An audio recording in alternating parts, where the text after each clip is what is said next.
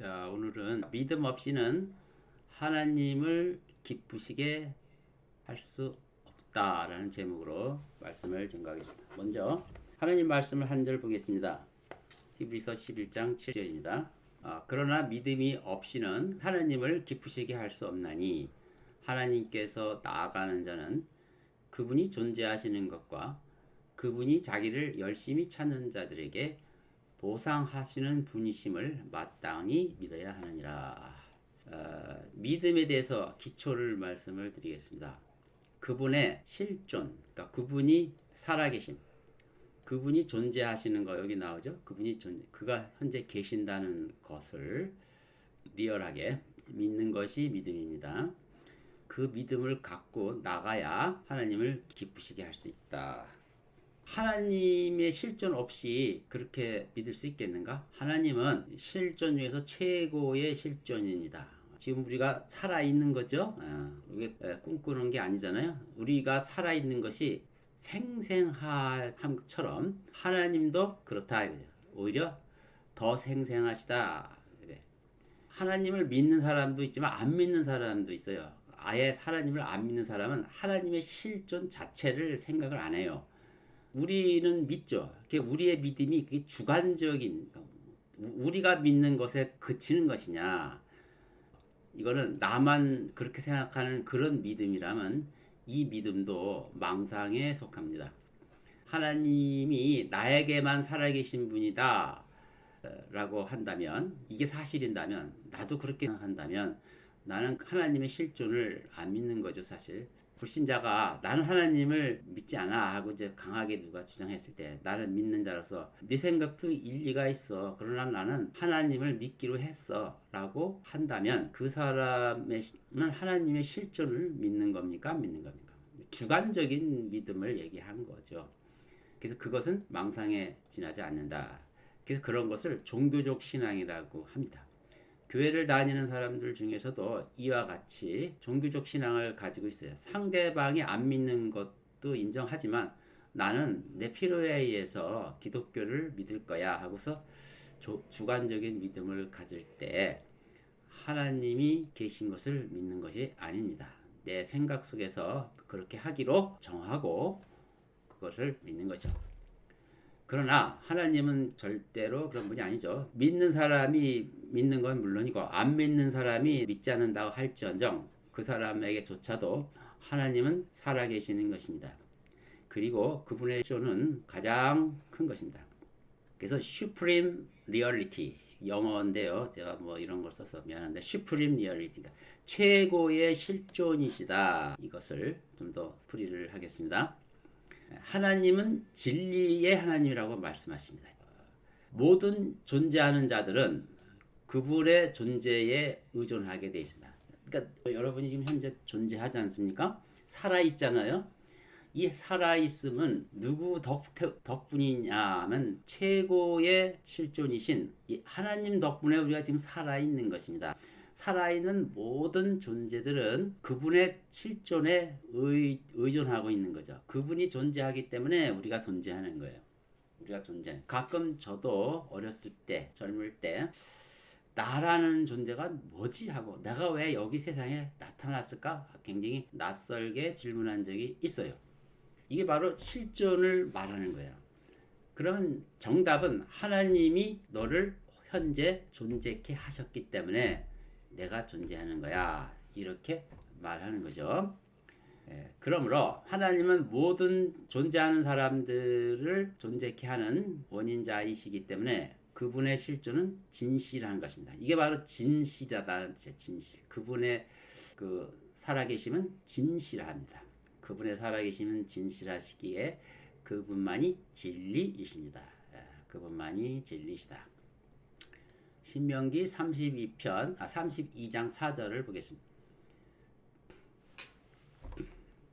그분은 반석이시며 그분의 역사는 완벽하나니 이는 그분의 모든 길이 공의이심이라.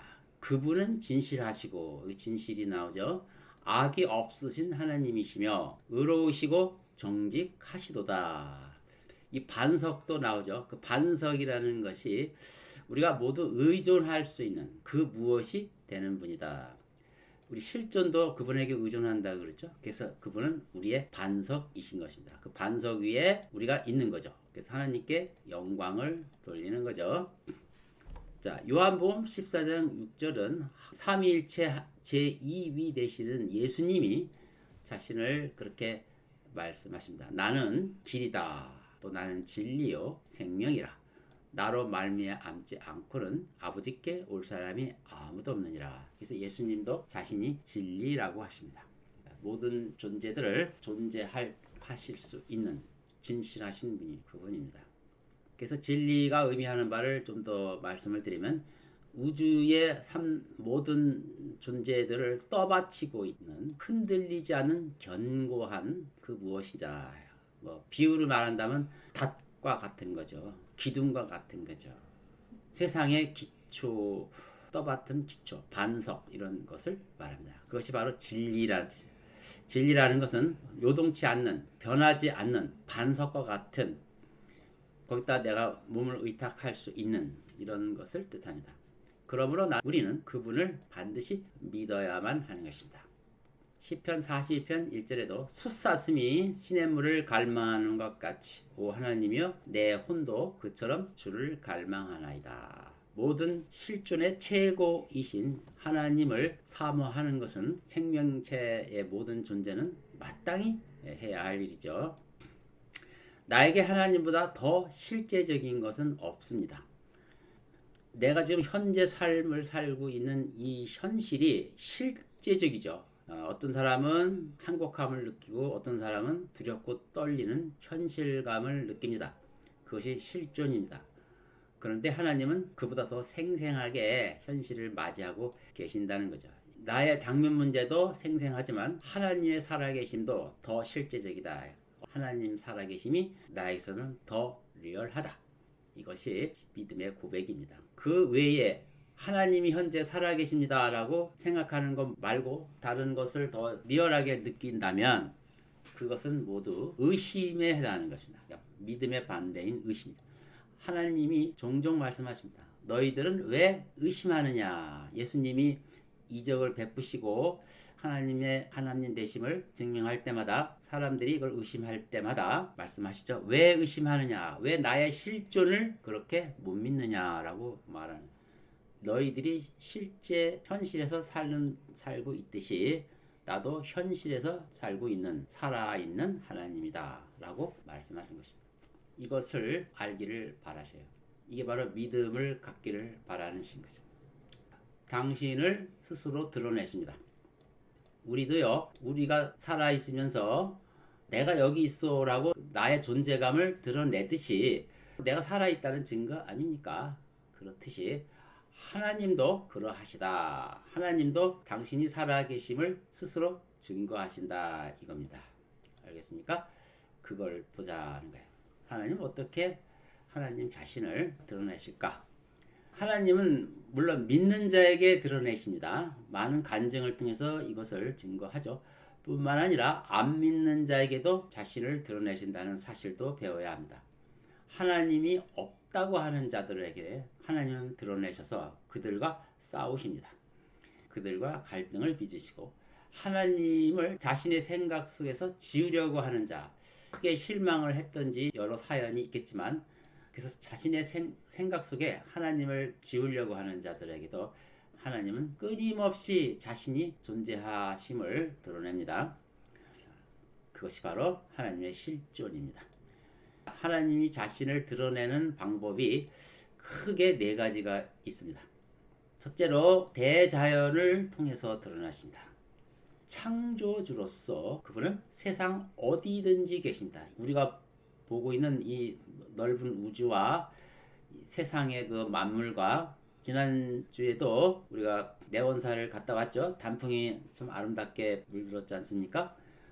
그 하나님이 만드신 세상을 이렇게 가면 거기서 참 위로를 받아요. 뭐 낙엽 색깔서부터 물 흐르는 소리 어느 하나 소음이 없어요. 그분이 만드신 작품에는 우리에게 참으로 평안과 안위를 주시는데 바로 그런 게 하나님이 계시다는 증거가 아니고 뭐겠습니까? 어떻게 하나같이 하나님이 지으신 작품에는 이렇게 평화가 그리고 위로가 있을까? 이 하나님이 거기 계시기 때문에 그렇게 되는 것입니다. 그분은 자신의 실정을 이런 방식으로 드러낸다고요. 아주 적극적으로 드러내시고 아주 분명하게 드러내십니다. 근데 사람들은 왜 하나님을 안 믿는가요? 그건 고의로 잊어버리는 거야. 안 믿으려고 작정해서 안 믿는 거지. 정상이라면 하나님은 이렇게 어디든지 자신을 드러내십니다. 그 현장에서 하나님만의 탁월하심을 나타내 보십니다. 우리가 아무리 아름답게 화폭에다 그림을 그렸다 그 대자연의 아름다움을 직접 목격하면 그림의 화폭은 아무것도 아니죠. 바로 그게 바로 하나님이 계신 그곳이 탁월하심, 우수하심이 드러나는 것입니다. 밤하늘의 별들을 보면 별들이 반짝이고요. 거기에 별자리들이 다 있어요. 규칙적으로 움직이는 것입니다. 그리고 별자리 연구하는 분들도 있는데 현대인들은 별자리 연구하는 자들이 잘 안 보이는데 고대 그 지혜자들은 별자리를 많이 연구했어요. 사자자리가 있고 처녀자리가 있고 뭐 전갈 이런 각종 별자리마다 이름이 붙여져 있는데 규칙적으로 계절마다 움직입니다. 그래서 거기서 어떤 표적을 드러내요. 시대가 어떻게 바뀌고 어떤 시대가 돌아야 한다 하는 식으로 별자리 연구하는 사람들이 비밀스러운 얘기들을 해요. 근데 사실은 그것이 저 하나님이 이 별들을 통해서 어떤 메시지를 우리에게 주시는 거예요. 우리가 게을르고 무식해서 모르죠. 근데 그런 그 고급스러운 지식들을 하나님을 대적하는 사람들이 선점하여 악용하고 있다는 것이 슬픈 일입니다. 어쨌든 하나님은 이렇게 별자리를 통해서 자신을 드러내시는 것입니다. 시편 19편 1절에 하늘들이 하나님의 영광을 선포하고 창공이 그의 손으로 하신 일을 나타내는도다. 분명히 어떤 방식이든지 하나님의 존재를 이렇게 드러내십니다. 열심히 하나님을 찾고 살피는 사람들은 하나님을 거기서 알게 되고 놀랍고 거기서 하나님을 찬양하게 될 것입니다. 또 살아있는 모든 생물 속에서도 하나님은 그 지혜를 나타내십니다. 모든 살아있는 생물들의 모습에서 우리는 엄청난 다양성, 아주 정말 화려하고 이루 헤아릴 수 없는 모습, 디자이너, 그러니까 설계자로서, 미술가로서, 조각가로서, 음악가로서 하나님보다 멋진 예술가는 없어요. 그 다양성은 이루 말할 수가 없어서 모두 다 입을 다물지 못하고 찬양할 수밖에 없죠. 이 엄청난 다양성을 우리에게 보여주십니다. 또 그들이 서로 살아가는데 기가 막힌 관계 속에서 살아가요. 상호간에 조화로운 삶을 살고 있습니다. 바닷속에 정어리떼, 범고래, 돌고래의 모습, 이름 말할 수가 없죠. 그런 생태계를 보면 놀랍지 않을 수가 없습니다. 그런 다양성을 통해서 그분의 지혜를 드러내시는 것입니다. 시편 104편 24절 오 주여 주께서 하시는 일들이 얼마나 다양한지요. 주께서 그들 모두를 지혜로 지으셨으니 땅이 주의 풍요로 가득 찼나이다. 이 시편 기자는 하나님이 지신 그 세상을 쭉 물끄러미 보면서 거기서 하나님이 이런 방식으로 다양하게 자신을 드러냄을 알고 이렇게 아름다운 시로 고백한 것입니다. 모두 지혜로 지으셨다고 그 하나님의 지혜를 거기서 봤고요. 하나님으로 인하여 이 땅이 풍요로 가득 찼어요. 이게 하나님이 계시다는 증거죠. 또 우리는 일상 속에서 농사 지는 사람들이 비와 햇볕이 매우 중요한 요소죠. 그래서 이것이 잘 조화를 이루면 그 한 해의 농사는 대풍입니다. 그래서 풍성한 수확을 얻죠. 올해도 우리나라에 과일이 아주 참 잘 됐어요. 고추 농사도 얼마나 잘 됐는지 가격이 폭락했어요. 근데 배추는 좀 병이 돌아서 그런지 안 좋다고 그럽니다. 하여튼 잘 된 농작물도 있고 잘 안 된 농작물도 있는데 이 풍성한 수확을 주시는 분이 바로 누구예요? 하나님이시죠. 하나님이 비와 햇볕을 골고루 주심으로써 농부들의 마음을 흡족하게 합니다. 바로 하나님의 선하심을 이런 방식으로 나타내는 거죠. 시편 145편 9절. 주께서 모두에게 선하시니. 주님은 기본적으로 선하신 분입니다. 선하신 분이에요. 주고 싶고요. 좀 안 된 사람은 도와주고 싶고 불쌍히 여기고 함께 아파하고 이런 분이지 심술궂은 놀부처럼 그런 분이 절대로 아닙니다.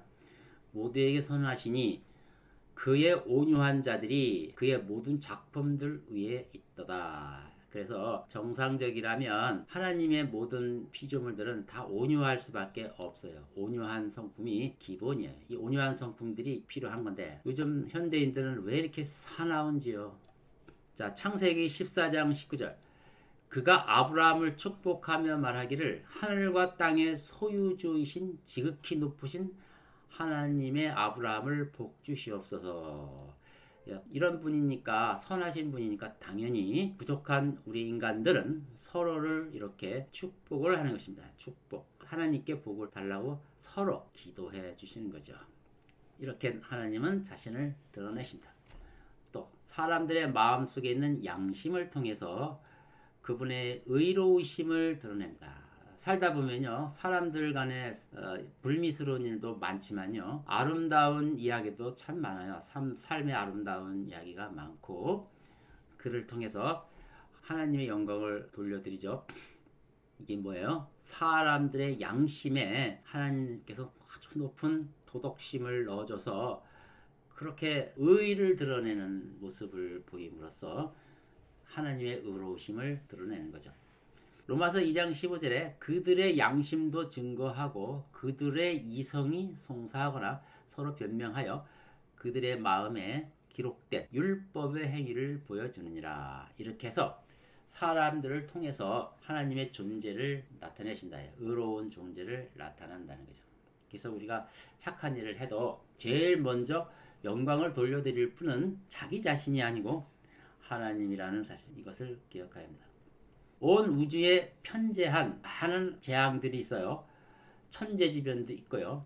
또한 아픔도 있고 고통, 죽음들이 있는데 이것도 결국 하나님이 자신을 드러내는 계시의 한 방법인데요. 그분의 진노하심과 다가올 심판을 경고하는 내용이기도 합니다.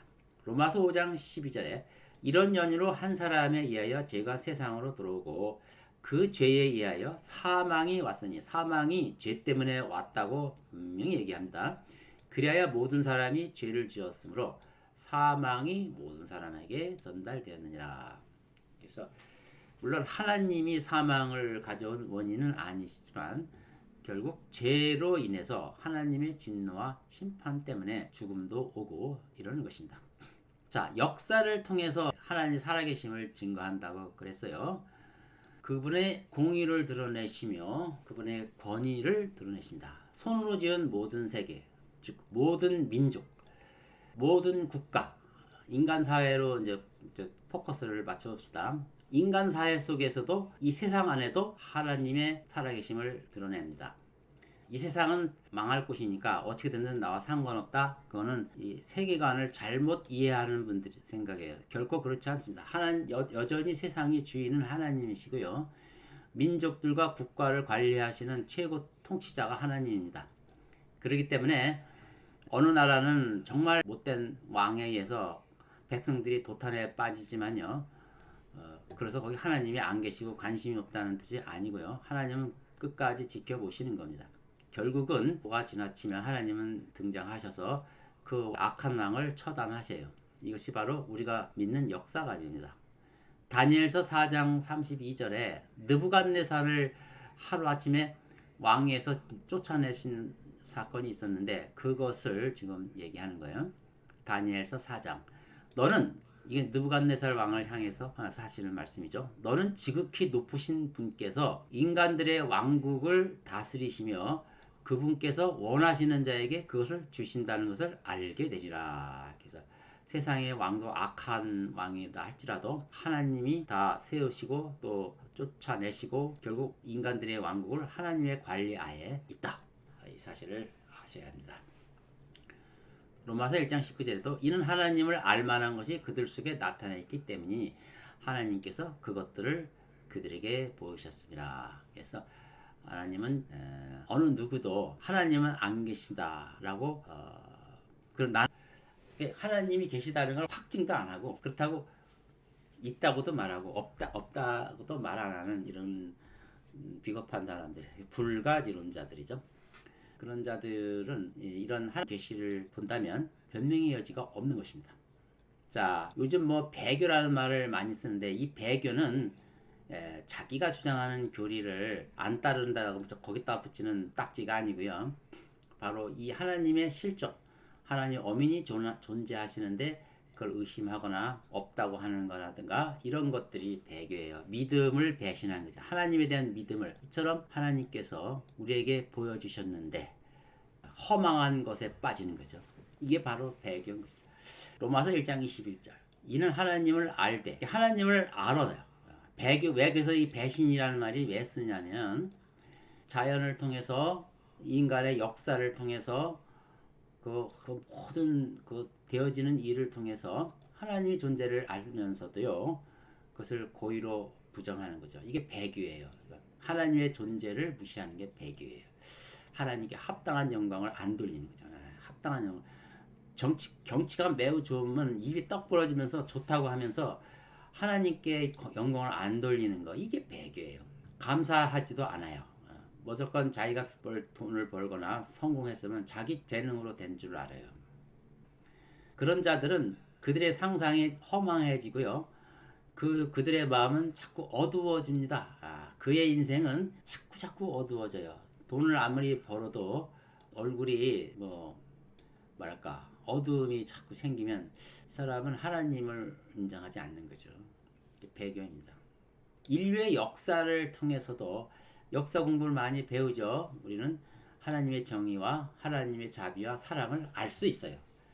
역사는 전부 그 인간들이 지은 것이니까 볼 필요도 없다고 하는 건 너무 극단적으로 나가는 겁니다. 하나님이 여태까지 인간을 다스리고 인간을 사랑하셔서 이 험한 세상에 오셔서 십자가를 지시고 이처럼 우리 인간들의 관심을 많이 가진데 사람들이 정작 이렇게 관심이 없다면 좀 아쉬운 거죠. 왕국들과 제국들의 흥망성쇠 이런 것도 사실은 하나님이 방광하고 계신 게 아닙니다. 멸망하고 흥하고 쇠하는 것들이 전부 하나님 계획에 있어요. 또 현대 들어서 독재자들이 많이 등장하죠.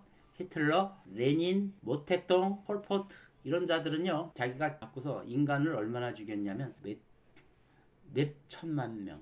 모택동은 5천만 명을 죽였다는데 이건 말이 됩니까? 인간을 그렇게 죽였어요.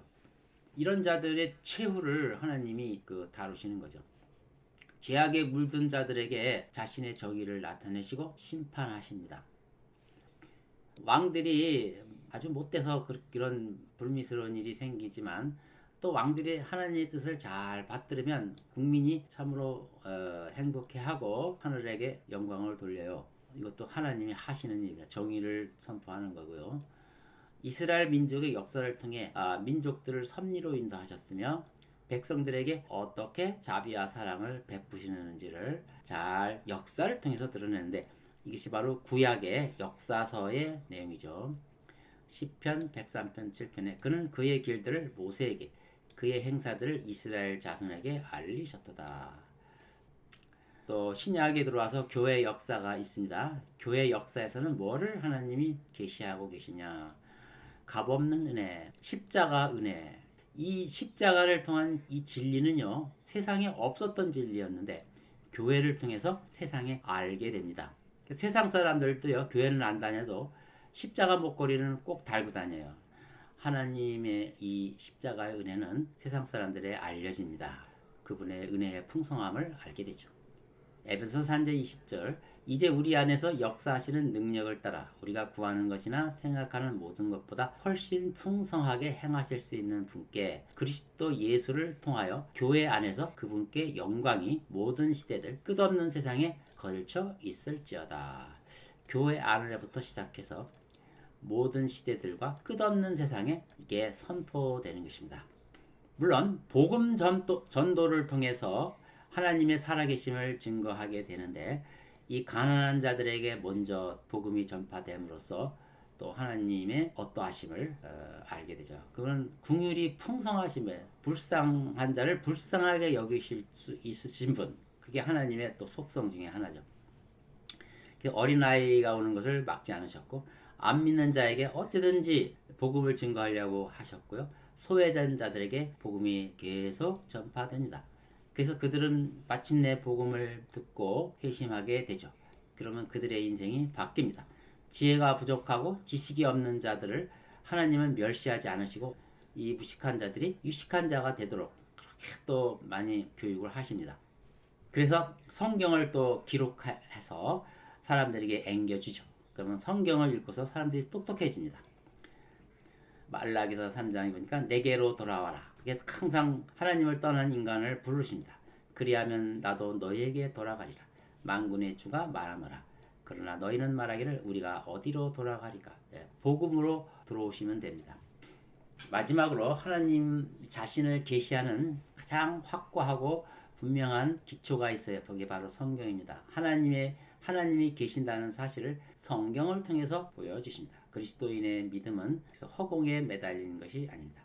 앞에 세 가지 방법으로 하나님이 자신을 보여주신다 그랬는데 이 마지막 성경이 이 모든 마음속에 동의하는 것들을 확증하는 기록물입니다. 그래서 이걸 견고하게 자신의 믿음을 성경에 정착할 수가 있는 거죠. 그래서 거룩한 계시의 말씀에 굳게 놓여 있습니다. 이렇게 해서 올바로 신앙을 갖고 있는 사람은 성경 속에서 많은 부분 우리의 이성으로 알 수 없는 부분, 어떤 것은 모호한 부분들을 보게 됩니다.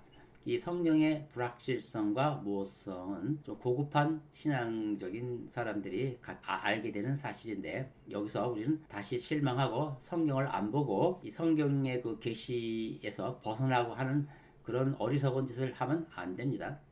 제가 이런 설교를 가끔 했는데 이걸 여러분이 소화를 잘 해야 돼. 아 그래? 그럼 성경 공부 안 해도 되겠네. 참 이거는 말이 안 되는 거죠. 그렇게 생각하는 분 한 분도 없을 줄 믿습니다. 바로 이런 불확실성, 모호성이 성경에 내재 있으면 정상적인 인간들은 그것을 알기 위해서 열심을 내요. 도전을 합니다. 하나님은 이 세상 모든 인간들에게 도전 정신을 주셨어요. 창조적이고 도전 정신을 주셔서 하나님과 같은 성품이 있기 때문에 인간들은 진리를 알고자 하는 열정이 불에 타요. 그래서 이것은 바로 일종의 하나님이 도전을 주는 겁니다. 너무 성경이 쉽고 더 배울 게 없다 그러면 어떻게 되겠어요? 그날로 인간은 교만해져 가지고 자기가 하나님처럼 할 겁니다. 절대로 그건 교만인 것입니다. 그래서 여러분이 신앙생활을 하면서 이제 성경에서 우리보다 더 잘 아는 데는 없어. 더 이상 알 수 없어. 우리가 아는 게 최고야. 여기를 반대하는 자는 전부 이건 마귀 자식이야 하면서 그들을 쳐내고 내쫓는 자들은 조심해야 됩니다. 그건 아마 그 공동체에만 속해 있다면 떠날 때가 됐다고 생각하면 됩니다. 왜? 그들의 교만은 아주 하늘을 찌르고 있기 때문에 그렇습니다. 우리는 평생을 가도 성경을 다 몰라요. 이거는 제가 실제로 성경을 보면서 설교를 하면서 얻은 결론입니다. 아, 성경은 정말 어려운 거구나. 그럴수록 저는 더 도전하고 싶은 마음이 생기는데 내가 충분한 시간과 자유로운 시간을 가지고 성경을 더 봐야 되겠다 하는 마음이 생기더라고요. 바로 이겁니다. 결론을 말씀드립니다. 하나님은 네 가지로 당신을 나타내십니다. 대자연을 통해서 그분의 탁월하심을 드러내시고요. 또 많은 살아있는 생명들을 통해서 그가 지혜로우신 분임을 드러내십니다. 비와 햇볕과 풍성한 수확을 통해서 그분이 복되시고 풍요하신 분임을 드러내십니다. 인간의 양심을 통해서 의로우심을 드러내고요. 고통과 질병과 사망을 통해서 그분의 진노와 다가올 심판을 경고하십니다. 인류 역사를 통해서 권세와 공의로우심을 드러내고요. 기독교 역사를 통해 값없는 은혜를 나타내 보이십니다. 성경은 마지막으로 모든 믿음의 기초입니다. 그래서 이 견고한 믿음은 성경을 근거로 해서 갖게 되는 것이 바로 여기서 하나님의 실존을 믿으십시오. 이 네 가지 통로로 들어오시는 하나님의 실존을 조화롭게 믿으셔서 굳건한 믿음만에 거하시기 바랍니다. 이것을 안 믿는 자들이 의심하는 자들은 믿음이 없는 자입니다. 하나님은 모든 존재의 최고 실제이시며 하나님은 우리 실존보다도 더 실제적인 분입니다. 하나님의 실존, 이것을 신뢰하는 것이 믿음입니다. 이것을 의심하는 것이 배교인 것입니다. 이상으로 설교를 마치겠습니다.